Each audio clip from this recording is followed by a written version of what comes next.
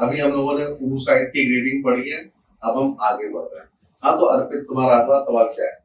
Sir आपने oocyte की grading तो बता दी है, सर क्लीवेज स्टेज में एम्ब्रियो पर पहुंचता है तो वो कैसे हम पता करेंगे क्या है? बिल्कुल, बहुत अच्छा सवाल है, क्योंकि अभी भी कई जगह पर डे 3 ट्रांसफर करते हैं।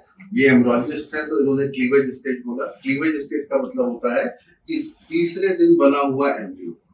अगर हम देखें तो पहले दिन खाली हमारे पास एग था और स्पर्म था, जिसको हमने मिला करके एक एम्ब्रियो बनाया, जिसके अंदर 16-17 घंटे बाद अगर एक्सी देखते हैं तो एक जाइगोट बना। ये जाइगोट आगे जाके डिवाइड करता है। पहले दिन ये 2 सेल में डिवाइड करता है, दूसरे दिन ये 4 सेल में डिवाइड करता है, और तीसरे दिन यानी कि डे 3 में ये बन जाता है 8 सेल का एम्ब्रियो। अब इसकी क्वालिटी कैसी है? इसी को बोलते हैं हम लोग क्लीवेज स्टेज एम्ब्रियो। इसकी ग्रेडिंग क्या है? ये हम कैसे बताएंगे कि ये अच्छा है कि खराब है? तो दोस्तों, देखने में हमको ऐसा ही दिखता है। आपको विजुअल्स में मेरे साइड में ओरिजिनल डे 3 एम्ब्रियो भी दिख रहा होगा, तो ये देखने में ऐसा ही लगता है। इसकी ग्रेडिंग के लिए सबसे इंपॉर्टेंट पॉइंट होता है फ्रेगमेंटेशन। फ्रेगमेंटेशन का मतलब होता है कि अगर इसके साइटोप्लाज्म में आपको थोड़ा बहुत फ्रेगमेंटेशन दिख रहा है, थोड़ा बहुत मतलब इस एरिया के हिसाब से लेस देन 10% फ्रेगमेंटेशन है, तो ये क्लीवेज स्टेज का एम्ब्रियो वेरी गुड है, जिसको हम ग्रेड ए भी बोल देते हैं, राइट।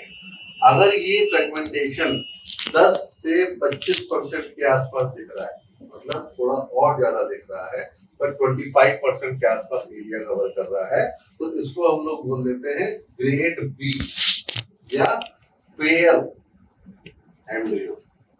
और यही फ्रेगमेंटेशन अगर आपको 25% से भी ज्यादा दिख रहा है, मोर देन 25%, तो वो हो जाता है ग्रेड सी, यानी कि poor quality of day 3 embryo, right. तो वो डिपेंड करता है। अगर ग्रेड ए एम्ब्रियो है तो हम इसको चांस देते हैं कि इसको डे 5 तक कल्चर करें, ब्लास्टोसिस्ट तक बनाए।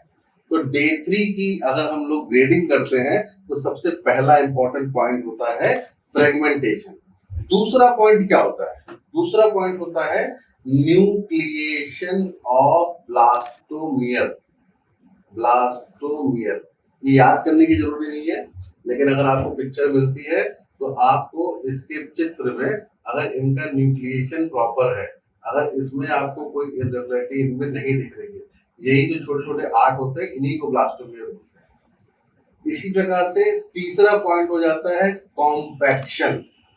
अगर ये ठीक ढंग से एसोसिएटेड है और अगर इनको डे 4 की तरफ जाना है तो एक दूसरे से मिलते जा रहे हैं, मतलब कॉम्पैक्ट होते जा रहे हैं, डिवीजन के बाद मरूला स्टेज तक पहुंचने की कोशिश कर रहे हैं, ये अच्छा है। चौथा होता है अगर इसमें साइटोप्लाज्मिक सेंट्रल ग्रेनुलरिटी दिख रही है, मतलब इनके साइटोप्लाज्म के बीच में अगर कोई प्रॉब्लम आ रही है तो इनके कॉम्पैक्शन में भी प्रॉब्लम आएगी। तब हम लोग अलर्ट हो जाते हैं कि हमको डे 3 को डे 5 के लिए या तो डिश बदलनी है, या हम डे 3 में ट्रांसफर कर दें, या हम फिर किसी प्रकार से उसके इनहेंसमेंट करके हम उसको डे 5 तक ले जा सकते हैं कि नहीं जा सकते हैं। तो ये असेसमेंट हम लोग क्लीवेज स्टेज में करते हैं। क्लीवेज स्टेज की ग्रेडिंग के लिए सबसे इंपॉर्टेंट पॉइंट है fragmentation. Fragmentation less than 10%, good quality, 10 to 25% fair quality, and more than 25% मतलब पुअर क्लीवेज स्टेज है। ठीक है जी। आपको अगर कोई और सवाल पूछना है डे 3 एम्ब्रियो की ग्रेडिंग से रिलेटेड, आपका डे 3 ट्रांसफर हो रहा है, उसका क्या आउटकम होने वाला है, वो आप उसकी ग्रेडिंग से जान सकते हैं। अगर मुझसे बात करनी है तो 8009150040 पर मुझसे बात कर सकते हैं। Thank you so much and all the best.